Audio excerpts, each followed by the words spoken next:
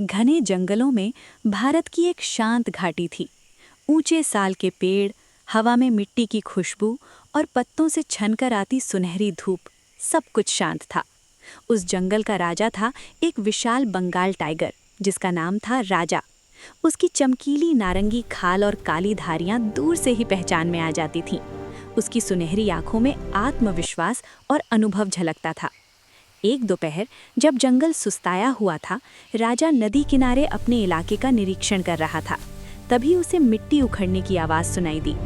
झाड़ियों के पीछे उसने देखा, एक विशाल जंगली सुअर जमीन खोद रहा था। उसके लंबे नुकीले दांत और मजबूत कंधे साफ बता रहे थे कि वो साधारण जानवर नहीं है। राजा ने गहरी सांस ली और झाड़ियों से बाहर कदम रखा। आमना सामना।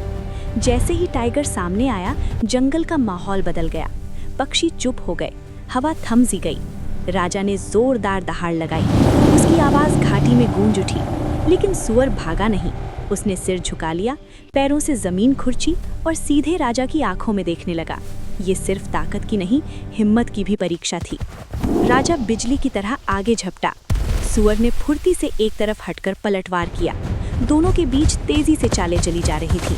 कभी राजा गोल गोल घूमकर मौका तलाशता, तो कभी सुअर अपने मजबूत शरीर से रास्ता रोक देता। पत्ते उड़ रहे थे, धूल हवा में भर रही थी। नदी किनारे की मिट्टी में गहरे निशान बन चुके थे। कुछ पल के लिए लगा कि ये लड़ाई लंबी चलेगी।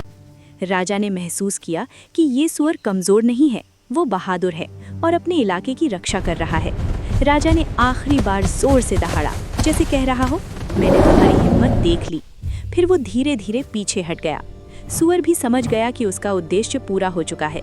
उसने सिर उठाया, गहरी सांस ली और जंगल की गहराई में चला गया।